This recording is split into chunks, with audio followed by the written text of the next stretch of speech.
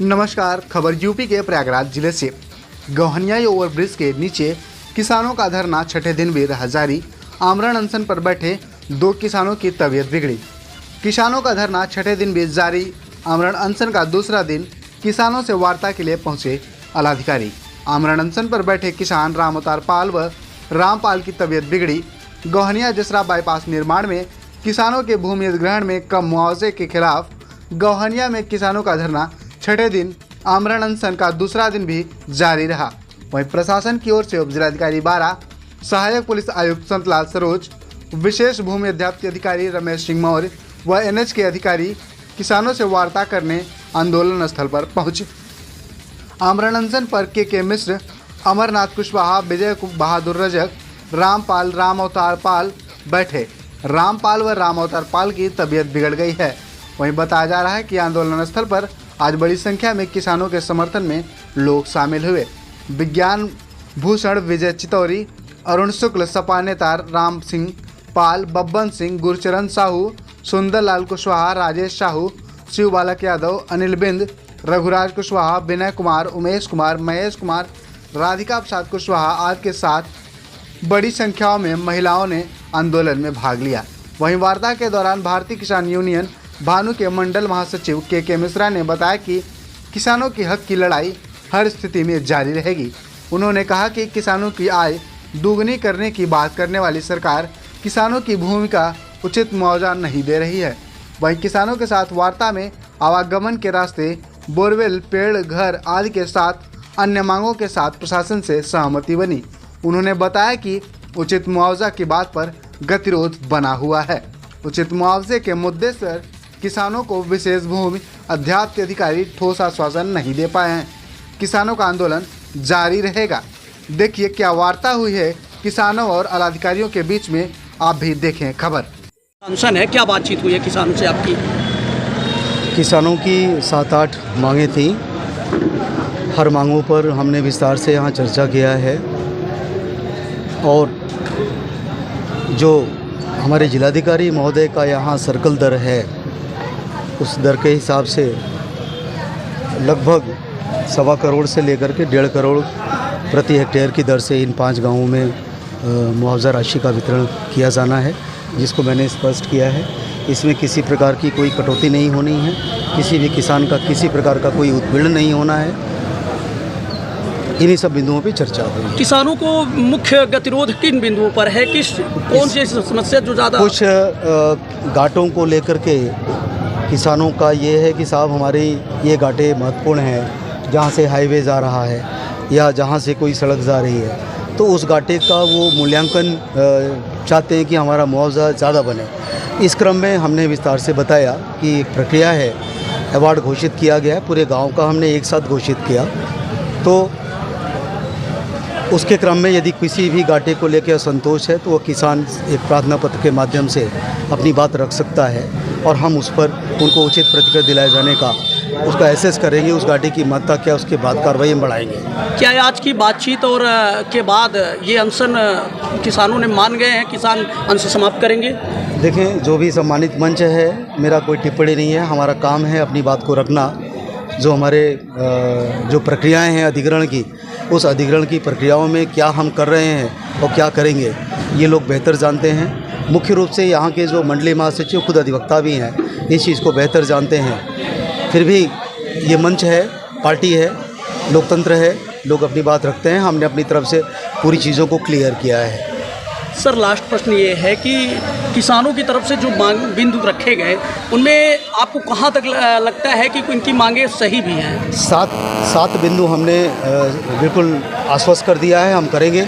जैसे कोई घाटा छूटा है या किसी किसान का नाम छूटा है, किसी का मुआवजा नहीं हो रहा है, कोई बेघर हो रहा है तो उसको ज़मीन देने का काम, जिसका आवाज़ पूरा जा रहा है तो उसको आवाज़ देने की कार्रवाई, ये सब चीज़ों को हम बिल्कुल इनको आश्वस्त कर रहे हैं। ये हमारी नैतिक जिम्मेदारी भी है जो है। दूसरा जो मुख्य जो आप जानना चाह रहे रेट का, कोई घाटा विशेष को लेकर के कोई किसान हो सकता है साहब हमको रेट कम मिल रहा है तो हम उस पर ही उनको न्याय दिलाने का काम करेंगे। किसानों में मेन असंतोष ये है कि यही जो फ्लाईओवर बना था यहाँ पर 4.5 लाख का बिस्वा के हिसाब से मुआवजा पूर्व में 2015 में सरकार की तरफ से मिला है। वहीं पर इसी के बगल में गौहनिया से लगे हुए प्लॉट और खेतों पर जो है किसानों को 1.5 लाख बिस्वा के हिसाब से ये क्या इस संदर्भ में कुछ किसानों का मुकदमा कमिश्नर साहब के यहाँ दिया गया है, कुछ लोगों ने प्रार्थना पत्र भी दिया है। हम ऐसे घाटों के जो किसान हैं उनको न्याय दिलाने का काम करेंगे। जी धन्यवाद। अनशन के छठे दिन जो है यहाँ पर प्रशासनिक अधिकारी पहुँचे थे, क्या बातचीत हुई आपकी उनसे? हमने पूर्व में ज्ञापन दिया था, ज्ञापन की बिंदुवार बात हुई। ये लोग जो सरकारी कर्मचारी हैं इन लोगों ने हम लोगों की ज़मीन का निर्धारण रेट बहुत कम ही किया है। हम लोग उस पर लगातार रिवाइज की बात कर रहे थे तो वो हमको कानूनी दांवपेच की बात बता रहे थे। कानूनी दांवपेच में उलझा करके किसानों को भटकाना चाहते हैं और किसानों के साथ यहाँ धोखाधड़ी की गई है। उन्होंने किसी भी तरीके के कानून का पालन, प्रक्रिया का पालन नहीं किया गया है जो भूमि अधिग्रहण के समय की जानी चाहिए। इसलिए ये अधिकारी हम लोगों को कह रहे हैं कि हमने अवार्ड की घोषणा कर दी है और अब आप केवल एक ही माध्यम है कि आप कमिश्नर के यहाँ अपील कर सकते हैं। हम अगर कमिश्नर के यहाँ अपील करेंगे तो ऐसे अधिकारियों के खिलाफ कार्रवाई होनी चाहिए जिसने किसानों के साथ धोखाधड़ी करके और भूमि अधिग्रहण के कानून के तहत जो व्यवस्था है, जो प्रक्रिया है, उसका अनुपालन न करने वाले अधिकारियों पर पहले कार्रवाई हो और फिर से इसकी जांच होनी चाहिए। अब हमारी मांगे ये हैं। आज हुई वार्ता के दौरान क्या कोई सकारात्मक पहलू भी दिखा इस बातचीत में? कोई बातचीत या कुछ जो आपके मुद्दे थे उनमें कोई सकारात्मक जो है पहल दिखी? देखिए, जो सकारात्मक मुद्दे थे उसमें यह हुआ कि जहां अंडरपास बनने हैं उसका प्रपोजल दे दिया जाएगा तो हम कर देंगे। उसके अलावा पानी के भी निकास पे बातें हुई।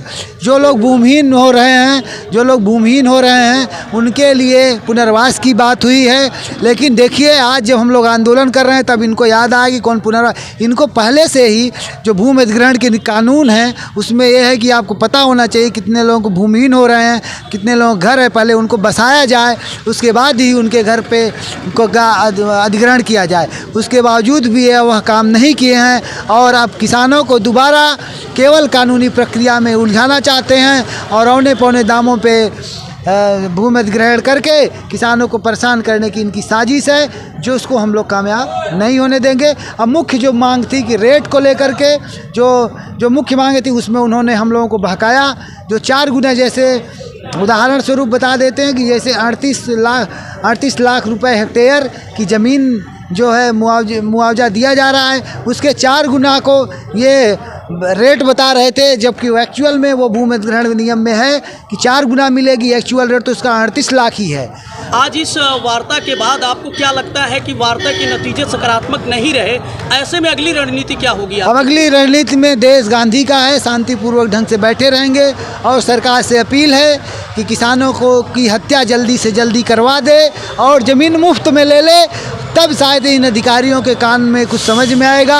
इन अधिकारियों की मंशा है कि किसानों की ज़मीन औने पौने दाम पर लेकर के अपना कार्य इसको निपटा दिया जाए और जो किसान मांग करें उनको कानूनी दांव पेच में फंसा करके उनको पूरे जीवन तक उलझाए रखा जाए। अंतिम में उनको कुछ नहीं मिलने वाला है, क्योंकि जो कानूनी प्रक्रिया है वो लंबी प्रक्रिया होती है। 2-4 किसान नहीं हैं, 8-8, 900 किसानों का मसला है। इसमें तो पूरा ये जो भूमि अधिग्रहण की प्रक्रिया है वही फेल है। देखिए, यहाँ देश में कानून चलता है और कानून के हिसाब से ही हर व्यक्ति को न्याय मिलता है, चाहे वह भूमिधरी का कानून हो या फिर जो भी देश में कानून है, कानून के हिसाब से ही सब होता है। और आप एक अधिवक्ता हैं, ऐसे में जब कानून के रास्ते से आपको न्याय नहीं मिलेगा, फिर ऐसा क्या रास्ता है जो आप अपनाएंगे और किसानों को न्याय मिल जाएगा? नहीं, निश्चित रूप से आप सही कह रहे हैं। कानून का मखौल उड़ाया गया इन अधिकारियों के द्वारा। भूमि अधिग्रहण प्रक्रिया में जो कानून है उसका कहीं भी अनुपालन, अगर एक रत्ती भी अनुपालन हुआ हो तो बताइए। अंतिम में लास्ट में 3D के प्रकाशन के बाद मैं आपको बता दूं कि अवार्ड के प्रकाशन के बाद लोगों को यह बात पता चली, जबकि यह बात पूर्व में भी निश्चित हो जानी चाहिए। DM जिला अधिकारी को किसानों को बुला करके अब सहमति लेनी चाहिए, मीटिंग होनी चाहिए। कहाँ है मिनट्स? कहाँ लगे हैं मिनट्स? न जिला अधिकारी ने मीटिंग, न SLO ने किसानों से मीटिंग की, तो आखिर किस आधार पे ये लोग ज़मीन का अधिग्रहण कर रहे हैं? यह पूरी प्रक्रिया ही गैर कानूनी तरीके से हुई है तो उसमें कानून का क्या है। ऐसे लोगों पर कार्रवाई हो, ऐसे अधिकारियों पर कार्रवाई हो जो लोग इसमें इन्वॉल्व हैं और कानूनी रूप से उसका अपन पालन नहीं कर रहे हैं। लगातार यहाँ पर सैकड़ों किसान छठवें दिन भी डटे हुए हैं।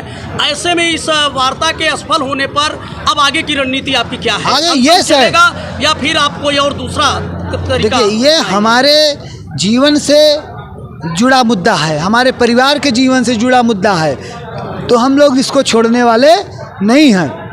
इसकी लड़ाई जब तक सांस है तब तक लड़ी जाएगी और जब किसान नहीं रहेंगे तो हम तो सरकार से कह रहे हैं किसानों पे बमबारी करवा दे सरकार, किसानों पे लाठी चार्ज करवा दे, किसानों को गोली मरवा दे, सबकी हत्या करवा के फ्री में ले ले। लेकिन कोई भी, मैं सरकार के लोगों से और जो भी तमाम लोग आपके चैनल के माध्यम से सुनेंगे, मैं आपको बताना चाहता हूँ कि इसकी पता कर लें, इसकी एक जांच SIT बैठाई जाए कि क्या सक्षम अधिकारियों के द्वारा जो कमेटी भूमि अधिग्रहण के लिए बनाई गई थी, क्या उन्होंने कानूनों का अनुपालन किया है। अगर कानून का अनुपालन नहीं किया है तो पहले ऐसे लोगों पर मुकदमा लिखाया जाए और उन्हें जेल भेजा जाए और उसके बाद अगर सत्यता, अगर वो लोग लिप्त पाए जाते हैं तो पुनः रिवाइज रेट को जो है दोबारा किसानों का रिवाइज रेट हो और जो उचित मुआवजा हो किसानों को मिले। इसका मतलब अभी अनशन, अभी आंदोलन समाप्त नहीं होगा। के मिश्रा, मंडल महासचिव, भारतीय किसान यूनियन भानु। भैया, आपका धरना प्रदर्शन किसानों का जो चल रहा है, यहाँ पे कुछ लोग बेहोश भी पड़े हुए हैं, किन कारणों से बेहोश हुए और क्या है? आज 18 तारीख से यहाँ पर किसान सत्याग्रह किया था, लेकिन मजबूरन कल से आमरण अनशन करना पड़ा, जो कि कोई भी सक्षम अधिकारी अभी तक हम लोगों के बीच में नहीं था। आज अभी भूमि अधिग्रहण अधिकारी आए हुए थे हम लोगों के बीच में, उन्होंने आश्वासन दिया है कि सारे 912 किसान जो प्रॉब्लम है उसको एप्लीकेशन के थ्रू हमारे कमिश्नर साहब को दें। क्या 912 लोग, अगर 912 लोग बहुत लोग होते हैं, इतने लोग वहाँ जाकर मुकदमा नहीं लड़ सकते हैं, इसलिए ये सत्याग्रह अभी भी चलेगा और अब ये आमरण अनशन के रूप में बदल गया है भूख हड़ताल में। भारतीय किसान यूनियन के बैनर तले के मिश्रा की अगुवाई में ये अभी ख़त्म नहीं हुआ है और ये चलेगा। ये मेन मुद्दा है, जो ये बाईपास का रोड बन रहा था, ये गोहनिया से लेकर पाणर तक फ्लाईओवर, इसमें 2015 में 4 लाख का बिस्वा दिया गया था। आज 8 साल के बाद इसमें जो पैसा दिया जा रहा है 1.5 लाख का बिस्वा। एक तरफ सरकार कहती है हम गरीबी हटाएंगे, एक तरफ किसानों के साथ इतना बड़ा अन्याय किया जा रहा है। इसलिए अब भारतीय किसान यूनियन बाध्य है और जैसा कि हमारे मंडल महासचिव के मिश्रा जी ने कहा, अगर 2 तारीख तक हम जिंदा रहें तो हम रेलवे ट्रैक को जाम करने का काम करेंगे।